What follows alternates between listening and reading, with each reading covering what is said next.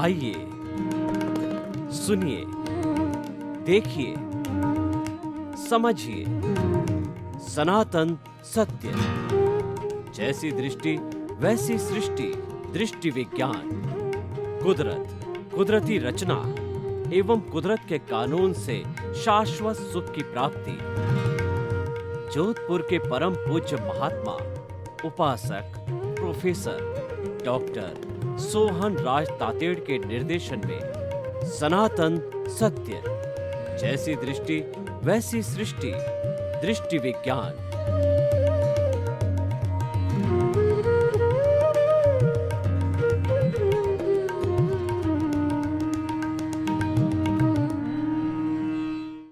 भाई और बहनों, मातृशक्ति को नमन। आज का हमारा बहुत सुंदर विषय है संतोषम परम सुखम। जिस व्यक्ति को संतोष प्राप्त हो जाता है वो परम सुखी हो जाता है। कहावत है कंटेंटमेंट इज हैप्पीनेस। प्रसन्नता कब आती है? जब व्यक्ति के पास जितने साधन संपत्ति, जितना उसके पास में उपलब्ध है, द्रव्य रूप के अंदर चीजें उपलब्ध है, उसमें वह संतोष कर लेता है कि ईश्वर ने जो दिया बहुत कुछ है, मेरा इसमें निर्वाह हो जाएगा। तो वह व्यक्ति संतोष को पाकर के सुखी हो जाता है। एक दोहा है, गोधन गज धन बाजी धन और रतन धन खान। जब आवे संतोष धन सब धन धूरी समान। आपके पास में गऊ का धन है, हाथियों का धन है और हीरे पन्ने माणक मोती सभी तरह का धन है, लेकिन जब संतोष धन आता है तो वो सारा धन धूल के समान नजर आता है, यानी आपको संतुष्टि हो जाती है। ये जो सन्यासी लोग होते हैं जो कि पूर्व जन्म से वैराग्य को साथ लेके आते हैं, उनकी नियति सन्यास की होती है, वो बड़े संतोषी होते हैं। तभी वो सन्यास ले पाते हैं कि मुझे जो 5 इंद्रियों के सुख को नहीं भोगना है, धन दौलत के सुख को नहीं भोगना है, मुझे मनोरंजन नहीं करना है, मुझे तो आत्मरंजन करना है। मेरी आत्मा को तारना है, मेरी आत्मा को हल्की करना है। जन्म जन्मांतर से मेरी आत्मा कार्मण शरीर के कारण कलुषित हुई है और ये मानव जीवन मिला है जो कि अति उत्तम सर्वश्रेष्ठ जीवन है। इसके अंदर अगर मैं रियल पुरुषार्थ करूं तो इस कार्मण शरीर को काफ़ी हद तक हल्का कर सकता हूं, पतला कर सकता हूं। हमारे जीवन का मुख्य उद्देश्य है कि आत्मा के साथ जो कार्मण शरीर, कॉजल बॉडी, लिंग शरीर जुड़ा हुआ है, ये अशुद्धि रूप में कर्म रज के रूप के अंदर जुड़ी हुई है। यही अज्ञान है, यही अविद्या है, यही दुख का कारण है। यही इस हमारे परम प्रभु परमात्मा जो भीतर परमात्मा स्वरूप में उसको भटकाने वाला, उसको 84 लाख जीवा योनि में घुमाने वाला यही है। तो हमें अज्ञानता को मिटाना है। मिटाना क्या, उसको जीरो करना है, एब्सोल्यूट निल करना है। जब निल होता है तो हमें शाश्वत सुख की प्राप्ति होती है और निल होने पर भुवन भास्कर उदित होता है, केवल ज्ञान होता है। और केवल ज्ञान होने के बाद में ऐसा व्यक्ति इसी औदारिक शरीर के अंदर जीता जागता भगवान बन जाता है और वह जड़ और चेतन की हर अवस्था को, भूत भविष्य वर्तमान की हर अवस्था को जानने लग जाता है। वो पूजनीय वंदनीय स्तुत्य हो जाता है और उसी जन्म के अंदर वो अपने अघाती कर्मों को जो शुभ होते हैं काट करके सिद्ध बुद्ध और मुक्त बन जाता है। तो हम बात कर रहे थे संतोष की। देखिए, हमारे सामने 2 तरह के जगत है और दोनों तरह के जगत का हम निभाव करते हैं। दोनों तरह के जगत में हम जीते हैं। ऐसा कभी नहीं होता है कि व्यक्ति एक ही जगत में जिए। जो सन्यासी लोग होते हैं, साधु लोग होते हैं, उनके सामने भी दोनों तरह के जगत होते हैं। और उसको हम द्वैत कहते हैं, उसको कि हमारा बाह्य जगत है वो इंद्रियों का जगत है, वो भोग का जगत है, वो हमारे उदय और प्रारब्ध का जगत है, वो जड़ का जगत है। और वो जगत है वो हमको भुगतना ही होता है, क्योंकि हमारी वो लायबिलिटी है। उसको हम क्रिएट करके लाए हैं। पिछले जन्म के अंदर हमने जैसे जैसे कॉजेस डाले, भाव डाले, और उन भाव के आधार पर इस कर्म शरीर को तैयार किया, और वो कर्म शरीर ही हमें इस जीवन के अंदर लेकर के आता है आयुष्य के अधीन। और वो जन्म से मृत्यु के बीच का जो स्पान होता है वो हमारा आयुष्य कर्म होता है। उसके अंदर हमें सब वो भुगतान करना पड़ता है जो कि हमने पिछले जन्म के अंदर क्रिएट किया था, सृजन किया था, बनाया था, चार्ज किया था। और इस जन्म के अंदर वो मोबाइल की बैटरी की तरह डिस्चार्ज होता रहता है। और डिस्चार्ज होकर के जब आयुष्य कर्म पूरा हो जाता है तो फिर वो है, ये हमारी आत्मा इस शरीर को छोड़ के अगले शरीर में जाती है। और इस शरीर में रहते रहते पुनः जैसे जैसे ऐसे भाव डाले हैं तो कॉजल बॉडी बन गई। और अगर वो विधेय रूप में रहा है, अगर वो ज्ञाता दृष्टा रहा है, अगर उसने दृष्टि विज्ञान का उपयोग किया है, अगर उसने भेद विज्ञान का उपयोग किया है, तो कॉजेस नहीं डलेंगे। तो जो एज इट इज़ हमारा जन्म जन्मांतर का जो कॉजल बॉडी है, जो कि बर्फ़ की सीला की तरह वो कैरी फॉरवर्ड होगा, और कुछ ही जन्मों के अंदर वह शुद्ध होकर के पानी की तरह पिघल करके समाप्त हो जाएगा। तो भाई और बहनों, हमारे इस जगत के अंदर देखिए कि जो कुछ भी व्यक्ति को हासिल होता है वह अपने उदय और प्रारब्ध, अपने पुण्योदय पापोदय के आधार पर होता है। मैं आपको उदाहरण देता हूँ कि बॉम्बे जैसे शहरों के अंदर बड़ी बड़ी अट्टालिकाएं बनी होती है, और ठीक उसके नीचे झुग्गी झोंपड़ी होती है। तो अट्टालिका का जो जीवन जीते हैं, अच्छा मकान, अच्छी पत्नी, अच्छे बच्चे, और सब साधन संपन्नता रहती है, धन संपन्नता रहती है, तो ऐसा व्यक्ति पुण्योदय का होता है उसका, और पुण्य का जीवन जीता है, वह सुखी रहता है। और एक दूसरा ऐसा व्यक्ति जो कि पूर्व जन्म के अंदर पाप का अर्जन करके आया है, तो वो झुग्गी झोंपड़ी के अंदर जीवन निर्वाह करता है। झुग्गी झोंपड़ी क्या स्थिति होती है कि बहुत से सदस्य होते हैं, सभी सदस्यों को सोने के लिए जगह भी नहीं होती है, बरसात के दिनों में ऊपर से पानी टपकता है, और उनके जो है आपस में कलह होती है, और उनको 2 टाइम की 2 जून की रोटी भी पूरी नहीं मिलती।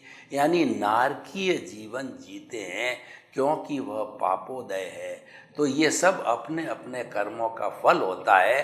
पुण्योदय और पापोदय वो तो हमारे हाथ में नहीं है, क्योंकि वह हम लेकर के आए हैं और वो भुगतना ही पड़ेगा।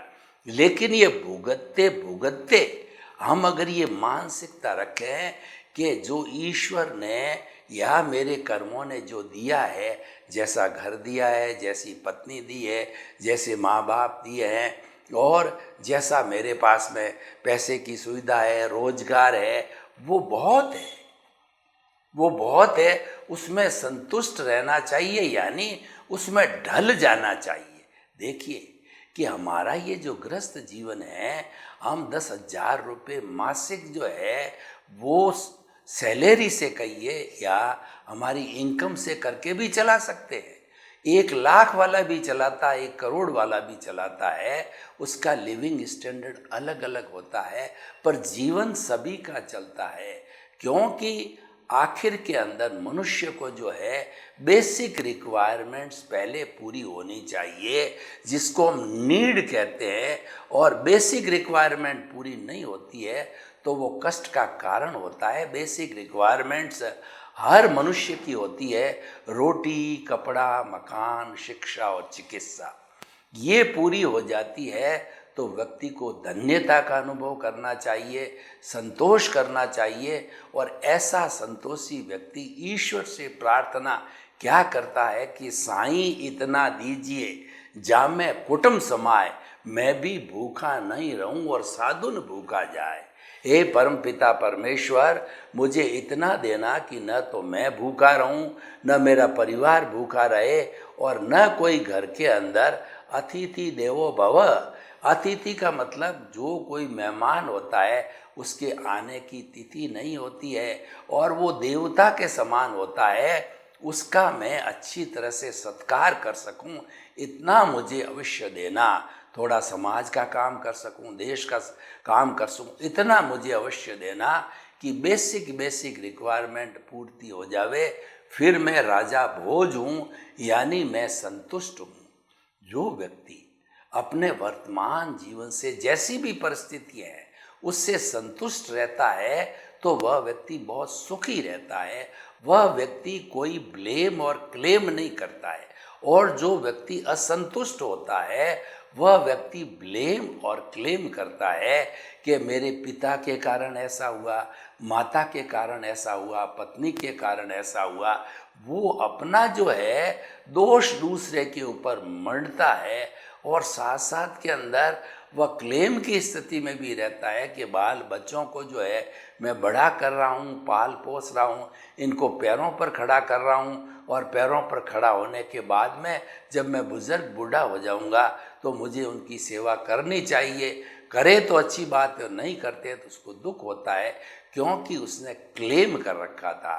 तो हमें भी किसी भी चीज़ के अंदर ब्लेम यानी जगत के समस्त जीवों को निमित्त निर्दोष अकर्ता और शुद्ध आत्मा समझो। संतोषी व्यक्ति हमेशा इस दृष्टि से काम करता। वो कह रहा है कि जो कुछ दिया है बहुत ठीक है, सही है, मेरा गुजारा हो रहा है आराम से, मुझे जो है मेरा काम करते रहना चाहिए। मैं और कोशिश करूं कि मुझे और अच्छी इनकम हो जाए तो अच्छी बात है, नहीं हो तो कोई बात नहीं। उसमें जैसी भी परिस्थिति हो, जितनी भी इनकम हो, उसमें व्यक्ति को संतुष्ट जो है हर परिस्थिति में रहना चाहिए।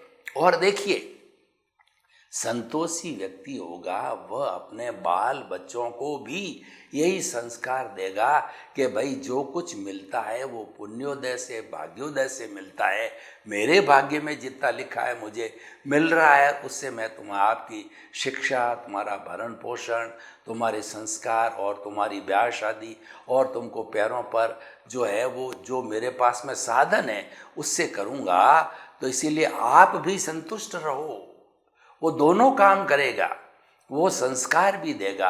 और देखिए, खास तौर से जो व्यक्ति ईमानदार होता है, जो कि घूस नहीं खाता, अनैतिकता का काम नहीं करता, अपराध का काम नहीं करता, अपने प्रतिष्ठान में नैतिकता की देवी को जिसने स्थापित कर दिया है और वो मानता है कि honesty is the best policy, तो वह अपनी नीति जो है संतोष की बना लेता है और घर वालों को कहता है कि भाई मैं कभी भी बेईमानी नहीं करूँगा, मैं कभी भी अनैतिकता जो है मेरे धंधे में नहीं करूँगा। इसलिए जो कुछ भी ईश्वर को मंजूर है वो मिल रहा है और मैं मेरा प्रयत्न पूरा करूँगा। प्रयत्न के अंदर कोई कोताही नहीं बरतूंगा। समय से जो है मेरी दुकान जाना, खोलना, लोगों के साथ अच्छा व्यवहार करना और जो है रीजनेबल रेट और सही क्वालिटी को रखना, जो मेरे उसूल है करूँगा। उससे जो मिलेगा हम सब जो है मिल बांट करके खाएंगे। संतोषी व्यक्ति अपने भीतर जो है क्या चिंतन करना है करता है। पीपा पापन कीजिए अड़गो रहीजे आप, करनी जासी आपरी कुण बेटो कुण बाप। वो भीतर जो करता है कि भाई बेसिक रिक्वायरमेंट मेरे परिवार की तो पूर्ति करनी मेरा दायित्व है, ये मेरा उत्तरदायित्व है। लेकिन पाप करके मैं कमा करके जब मैं ऊपर जाऊंगा मेरे हंटर पड़ेंगे, तब उस हंटर को जो है शेयर करने के लिए कौन आएगा? कोई नहीं आता है हंटर शेयर करने के लिए। सभी सुख भोगने को तो आ जाते हैं, लेकिन जब हंटर की मार पड़ती, जब कोई नहीं आता है, तो आप जो है अनैतिकता के काम करके अपने बच्चों को नाजायज संपत्ति आप क्यों दो, और फिर वो लड़ते रहें कि मेरे पिताजी ने मेरे को कम दिया, बड़े भाई को ज़्यादा दिया या छोटे भाई को ज़्यादा दिया। तो इस तरीके की स्थिति क्यों खड़ी की जाए? उनको अच्छे संस्कार दो। और ऐसा भी कहा जाता है कि पूत कपूत का धन संचय, जो सपूत होगा वह और धन का संचय कर लेगा, और कपूत होगा तो आप कितना ही धन दो उसको उड़ा देगा। कुछ हमने गांवों को देखा है, उन गांवों में लोग इतने संतुष्ट होते हैं कि जो कुछ भी खेती बाड़ी या काम धंधा हो रहा है उसी में वो मस्त रहते हैं। तो जो संतोषी व्यक्ति होता है वो जीवन में हमेशा मस्त रहता है, और कोई तरह का टेंशन या वो जो किसी तरह का उलझुल चिंतन नहीं लाता है। तो ये सारी बातें तो संतोष की जो है हमारे बाह्य जगत की हो गई, लेकिन बाह्य जगत तो एक फैक्टर है, एक जो है हमारा कहना चाहिए पक्ष हो गया। दूसरा पक्ष है हमारा भीतर का जगत। भीतर का जगत सूक्ष्म है, सूक्ष्म के नियम अलग होते हैं। बाहर का जगत स्थूल है, स्थूल के नियम अलग होते हैं। सूक्ष्म पावरफुल होता है, स्थूल उतना पावरफुल नहीं होता है। आपने देखा होगा कि आपका मेमोरी कार्ड जो छोटा सा मोबाइल में लगता है वो 100 GB तक की कैपेसिटी का आता है। 100 GB मतलब पूरे विश्वविद्यालय की एक लाइब्रेरी इतने से सूक्ष्म से मेमोरी कार्ड के अंदर डाली जा सकती, इतना पावरफुल होता है। आप तारापुर को देखिए कि वहाँ पर जो है वो परमाणुओं को तोड़ा जाता है यूरेनियम के, और तोड़ करके उनसे प्रोटॉन, न्यूट्रॉन, इलेक्ट्रॉन इत्यादि बना करके और बिजली तैयार की जाती है। वो हज़ारों किलोवाट बिजली तैयार होती है, क्योंकि जब वो टूटता है, जब वो परमाणु न्यूट्रॉन प्रोटॉन टूटता है तो वो बहुत बड़ी शक्ति देता है, जिसको कि बिजली के रूप में स्टोर कर लिया जाता है। ये सूक्ष्म का जो है वो पावर की बात होती है। हमारी आत्मा जो दिखाई नहीं देती, देखिए आत्मा की पावर की बात तो देखिए ना, कि दिखाई नहीं देती है, लेकिन इस ब्रह्मांड में सबसे शक्तिशाली तत्व है वो हमारी आत्मा है। और उस आत्मा के लिए कहा गया है जे एगे जाने ते सब्बे जाने, जे सब्बे जाने ते एगे जाने। यानी किसी भी व्यक्ति ने एक आत्म तत्व को जान लिया, पूरे ब्रह्मांड को जान लिया। इतनी वो ताकत होती शक्तिशाली। आप खुद देखिए, मैं किसकी ताकत से बोल रहा हूँ, मैं किसकी ताकत से हाल इता रहा हूँ, मैं किसकी ताकत से प्रवचन दे रहा हूँ। यह सब भीतर विराजमान प्रभु हमारा मूल स्वरूप वाला शुद्ध आत्मा भगवान है, उसकी ताकत से हो रहा है। तो ये भीतरी जगत उसका साम्राज्य है। उसके अंदर संतोष का क्या रोल है वो हमें देखना पड़ेगा। संतोष का भीतरी जगत के अंदर जो मुख्य कहना चाहिए वो व्याख्या है कि अपने स्वरूप की जानकारी करो। संतोष करने का अर्थ होता है आप अपने स्वरूप में समाहित हो जाओ। तो स्वरूप की जानकारी करना हमारे जीवन का लक्ष्य है, क्योंकि यही हमारा स्वरूप जो है भाव भवांतर से लगातार एक ही रूप में चला आ रहा है, और आगे भी ये तब तक चलता रहेगा जब तक कि हम इसको मुक्त नहीं कर देंगे, जब तक कि हम इसको जो है हमारे इस कार्बन शरीर की कारावास से मुक्त करा करके सिद्ध बुद्ध मुक्त नहीं कर देंगे, तब तक ये लगातार 84 लाख जीवा योनि के अंदर घूमता रहेगा। तो भीतर के जो संतोषम परम सुखम का अर्थ ये है कि हमारा जो प्रभु है वो परम सुख का धाम है। वो अनंत ज्ञान, अनंत दर्शन, अनंत शक्ति और अनंत सुख का धाम है। जिस हम सुख की बाहर बात करते थे कि संतोषम परम सुख है, वो सुख तो हमारी आत्मा का लक्षण है, और वह लक्षण जो है गुण है वो हमेशा गुणी के साथ रहता है, वो लक्षण आत्मा से अलग नहीं किया जा सकता है। तो जो जो शाश्वत सुख का धाम है और जिसके अंदर कभी दुख नहीं आता है, तो वो आप देखिए कितना बड़ा तत्व हो गया। तो ये हमें सोचना चाहिए, ये हम सनातन सत्य कार्यक्रम क्यों चला रहे हैं कि आपको इस संसार की अल्टीमेट रियलिटी देना चाहते हैं, आपको सार्वभौम सत्य और आपको यूनिवर्सल ट्रुथ देना चाहते हैं। वो यूनिवर्सल ट्रुथ क्या है? वो है कुदरत, कुदरती रचना और कुदरत के अधीन जो है सनातन सत्य आपको दिया जाता है। क्यों दिया जाता है? हर चीज़ का उद्देश्य होता है। तो हमारा उद्देश्य है कि आपके शाश्वत सुख को तो प्राप्त करने में कुछ जन्म लगेंगे, लेकिन आपके शाश्वत सुख की नींव लगाना चाहते हैं, आपको राइट विजन देना चाहते हैं, सम्यक दर्शन देना चाहते हैं कि एक बार किसी व्यक्ति को सम्यक दर्शन, राइट विजन, राइट फेथ मिल जाता है तो वो निश्चित तौर से वो परम सुख का धाम कभी न कभी अवश्य बनेगा, वो ब्लिस को अवश्य प्राप्त करेगा। बाहर जो संतोष से जो हमको ब्लिस मिल रहा है, सुख मिल रहा है, वह भीतर का जो हमारा अनंत सुख है वो उसी से ही प्राप्त होता है। और भीतर के सुख की हम जब जानकारी कर लेते हैं तो बाहर के इंद्रियों के सुख जो है हमको फीके फीके लगते हैं। तो इसीलिए अगर संतुलन आपको बिठाना हो कि बाहर का और भीतर का है, तो आप भीतर के गोते भी लगाइए।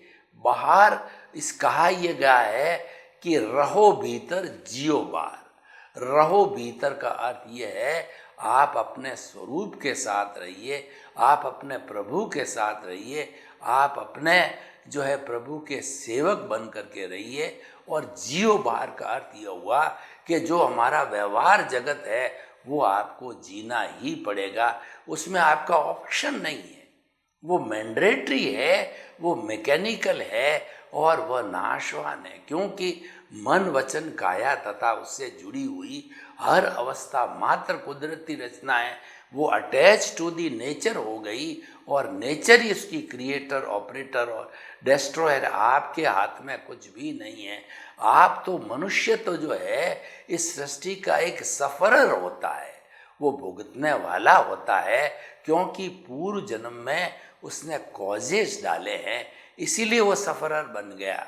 और कोई भी अगर जीव कॉज नहीं डालता है और वो शुद्ध भाव करता है, वो दृष्टि विज्ञान करता है, भेद विज्ञान करता है, या जो है वह जो है वो ज्ञाता दृष्टा बनता है, तो उस कंडीशन के अंदर उसके नए कर्मों का नई कॉजल बॉडी नहीं बनेगी और वह जो है धीरे धीरे शाश्वत सुख को, ब्लिस को प्राप्त हो जाता। तो भाई और बहनों, ये बड़ा सुंदर विषय है कि संतोषम परम सुखम, ये हमारे बाह्य जगत के भी लागू होता है और भीतरी जगत पे भी लागू होता है।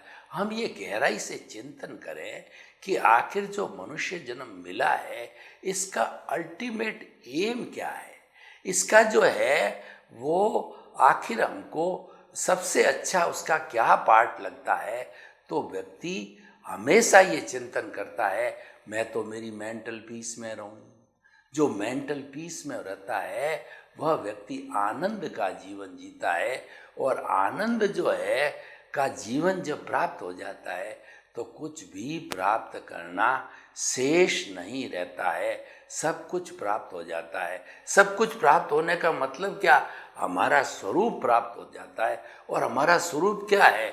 वो हमारा स्वरूप तो अनंत सुख का धाम है, वो इन्फिनिट ब्लिस का धाम है, इन्फिनिट हैप्पीनेस का ध्यान है, जो है वो धाम है। और इन्फिनिट जो है वो हमारे सुख का धाम है। तो भाई और बहनों, संतोषम परम सुखम जो है ये हमारे जीवन का अंग बनना चाहिए। और जब जीवन का ये अंग बन जाता है तो हम सारा काम व्यवस्थित रूप से करने लग जाते हैं, और हमारी बहुत सी जो तकलीफ़ें जो खड़ी होने वाली होती है उससे हम उबर जाते हैं। व्यक्ति तकलीफ स्वयं खड़ा करता है, व्यक्ति तकलीफ कब खड़ा करता है? जब वो नीड से ग्रीड में चला जाता है। ग्रीड में जाते ही वो तकलीफ को, दुख को इनवाइट करता है, क्योंकि ग्रीड है वो अनैतिकता है, और जहाँ अनैतिकता होती है वो निश्चित तौर से दुख होता है। वहाँ नैतिकता होती है वहाँ सुख होता है, और नैतिकता के फल है वो बहुत अच्छे होते हैं।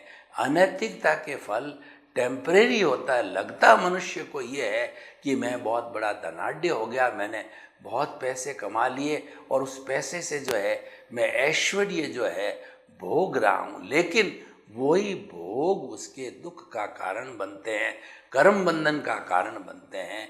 इसीलिए हमें न तो अधिक जो है भोग वाली प्रवृत्ति में जाना चाहिए, और न हमारे पास में इतनी भी कमी रहनी चाहिए कि हम जो आराम से अपना और अपने परिवार का भरण पोषण नहीं कर सके। आदमी को मध्यस्थता की अवस्था होनी चाहिए। जो व्यक्ति मध्यस्थ अवस्था में होता है वह व्यक्ति लॉन्ग सर्वाइवल करता है, और मध्यस्थता वाला व्यक्ति टिकाऊ होता है।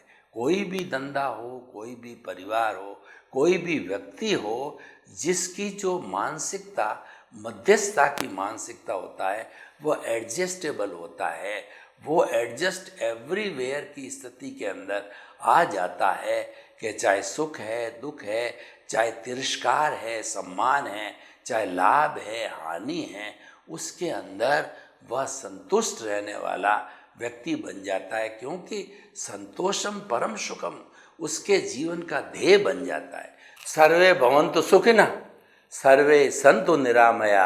लोक के सब जीवों को सुख मिले, शांति मिले, आनंद मिले, प्रेम मिले, सौहार्द मिले, और सभी इस धरती पर सुखी जीवन यापन कर हम जो है अपने कर्तव्य का निर्वाह करें। आपके प्रति मंगल भावना। ओम शांति।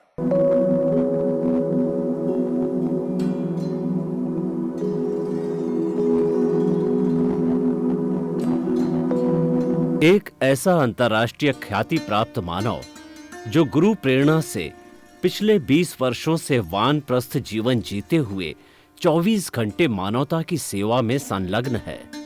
एक ऐसा मानव जो अभी राष्ट्रीय, अंतर्राष्ट्रीय टीवी चैनलों पर 7,500 एपिसोड के माध्यम से सनातन सत्य, आत्मविज्ञान एवं पुनरुत्थान, व्यवहार एवं निश्चय जगत के जीवनोपयोगी विषयों पर हृदय स्पर्शी प्रवचन कर चुका है। उस मानव का नाम है महात्मा उपासक प्रोफेसर डॉक्टर सोहन राज तातेड़। प्रोफेसर तातेड़ द्वारा योग, दर्शन, शिक्षा विषयों पर रचित पीएचडी स्तर के 250 शोध ग्रंथ भारत के 100 प्रतिष्ठित विश्वविद्यालयों में शोधार्थी पढ़ रहे हैं, तथा वे सभी शोध ग्रंथ वहां की सेंट्रल लाइब्रेरियों में उपलब्ध हैं। महात्मा सोहन राज ने अभी तक हजारों स्कूलों, कॉलेजों, विश्वविद्यालयों एवं संस्थाओं में सेमिनार, वर्कशॉप, कैंप लगाकर लाखों विद्यार्थियों को योग, दर्शन, शिक्षा का प्रशिक्षण देकर उन्हें सुसंस्कारित किया। डॉक्टर तातेड़ ने भारतीय संस्कृति उत्थान के 4000 से अधिक समसामयिक विषयों पर आर्टिकल लिखकर ऑनलाइन जर्नल, पत्रिकाओं, वेबसाइट्स पर प्रकाशित किया, जिसका उपयोग लाखों पाठक कर रहे हैं। उपासक तातेड़ के 5000 से अधिक आज का सुविचार, आज का शुभ संदेश, आज का मंगल भावना योग आदि चिंतन websites, Twitter, blogger, Facebook, YouTube माध्यमों से लाखों लोग अपना जीवन निर्माण कर रहे हैं। मानवता के मसीहा ऐसे महामानव महात्मा सोहन राज तातेड़ के प्रोफाइल को अभी तक विश्व के 20 लाख दर्शक यूट्यूब पर, 12 लाख गूगल पर एवं लाखों दर्शक फेसबुक, ब्लॉगर, ट्विटर और इंस्टाग्राम पर देख चुके हैं।